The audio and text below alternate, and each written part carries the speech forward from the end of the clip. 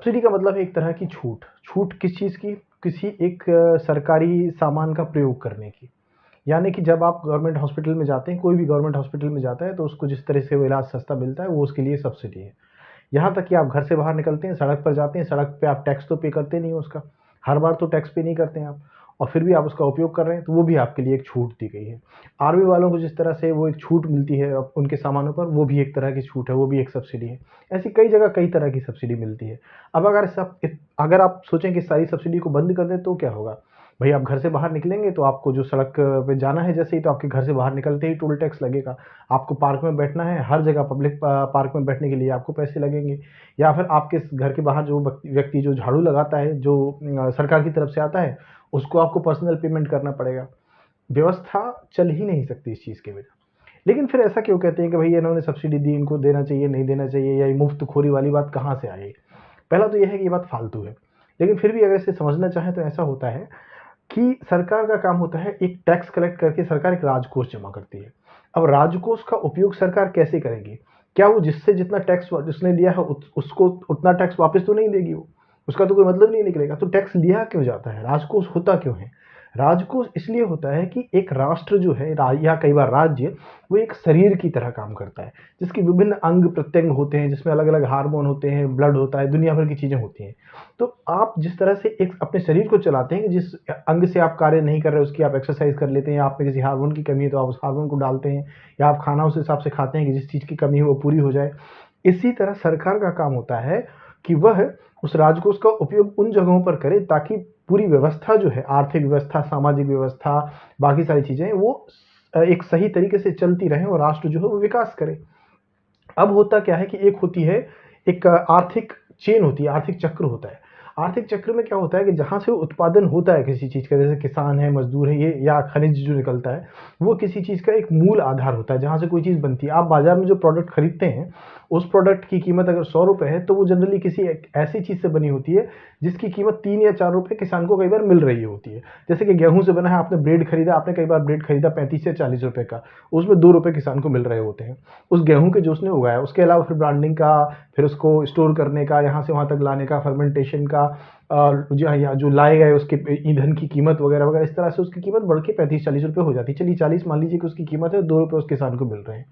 अब हुआ क्या कि उस किसान को अगर किसी भी वजह से, मान लीजिए पाला पड़ गया, दंगा हो गया, या फिर कोई कर्ज की कोई समस्या हो गई, कोरोना हो गया, कोई भी वजह से क्या हुआ कि उसकी जो फसल है उस समय पे सही तरीके से नहीं बिक पाई, तो क्या होगा? वो किसान जो है, वो जो उसको 2 रुपए में बेच रहा था, अगर उसको 1 रुपए का फ़ायदा हो रहा था, उससे उसका घर चल रहा था। अब उसको उसकी लागत मिली नहीं, उसको 1 ही रुपए मिले, तो उसका तो जितना खर्चा था वो चला गया। वो घर कैसे चलाए? उसको कर्ज़ लेना पड़ेगा। 1 साल कर्ज़ लेगा, 2 साल कर्ज़ लेगा, फिर क्या होगा?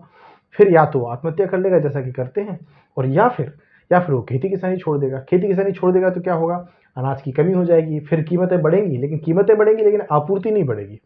और आपूर्ति जब नहीं बढ़ेगी तो क्या होगा कि इससे जो बाकी सारा जो सर्किल चलेगा, उस लंबे से सर्किल में चीज़ें धीरे-धीरे की चीज़ों की कीमतें बढ़ती जाएँगी। अंततः जो आपका ब्रेड है, उसकी कीमत आपको 40 की जगह आपको हो सकता है 120 रुपए चुकानी पड़े। काफ़ी संभव है कि आपको 120 रुपए ही चुकानी पड़ेगी। तो सब्सिडी जो चीज़ होती है, वो एक ऐसी चीज़ होती है कि आप क्या करते हैं कि आपका जो ब्रेड है, उसको आप 40 रुपए की जगह 80 रुपए देने की बजाय आप क्या करते हैं कि उस किसान को 2 रुपए जो है वो एक्स्ट्रा दे देते हैं, ताकि उसका काम चलता रहे और वहाँ से आपूर्ति, जहाँ से आर्थिक चक्र शुरू होता है सबसे निचले स्तर से, वहाँ से वो बंद ना हो। क्योंकि वहाँ से अगर बंद होगा, जहाँ से किसी चीज़ की शुरुआत है वहीं से अगर बंद होगी तो सारी चेन रुक जाएगी, और सारी चेन में जो घाटा होगा वो कई गुना होगा। तो इस तरह से एक जैसे कि शिक्षा होती है, आप मुफ्त शिक्षा क्यों देते हैं लोगों को? मुफ्त शिक्षा आप इसलिए देते हैं कि क्योंकि वो जो लोग हैं वो पढ़ेंगे, लिखेंगे, आगे बढ़ेंगे, तो वो राष्ट्र के लिए एक संसाधन के तौर पे आगे काम आएँगे। अगर वो लोग कहीं पर जाके काम करेंगे, चाहे वो एनआरआई हो, चाहे यहीं रहकर काम करें, कोई भी काम करेंगे, तो उसमें उनकी काम की क्षमता अच्छी होगी, उनका काम बेहतर होगा।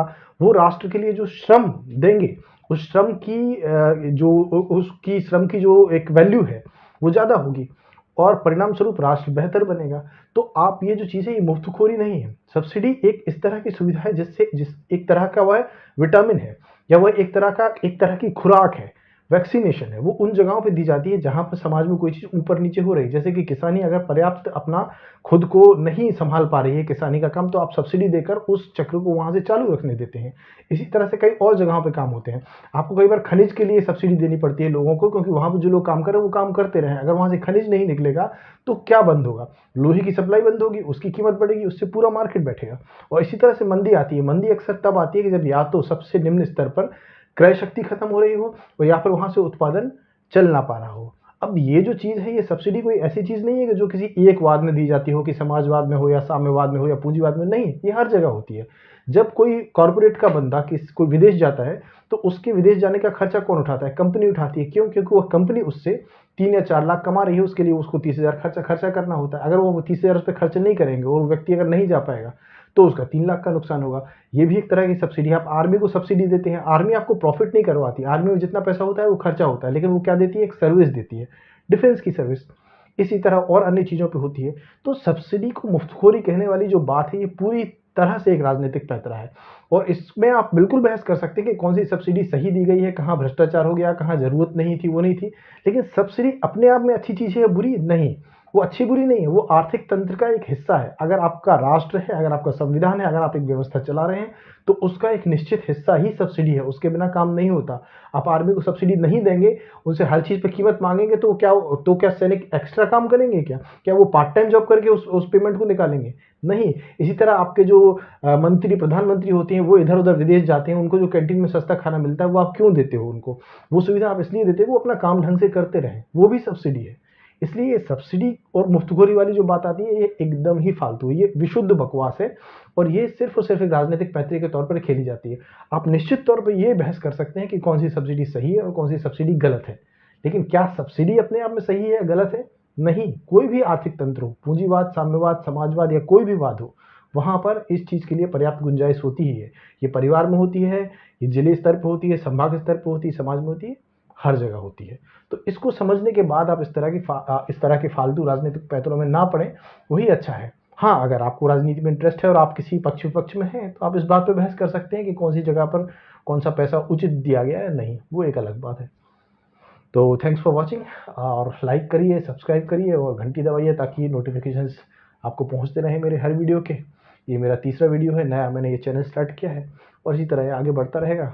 तो आप भी आइए इस सफ़र में, और अगर आप चाहते हैं कि मैं किसी विशेष विषय पे कोई बात करूं, तो कमेंट्स में मुझे ज़रूर बताइएगा। तो मेरी कोशिश रहेगी जल्द से जल्द उसमें वीडियो बनाऊं। Thanks for watching.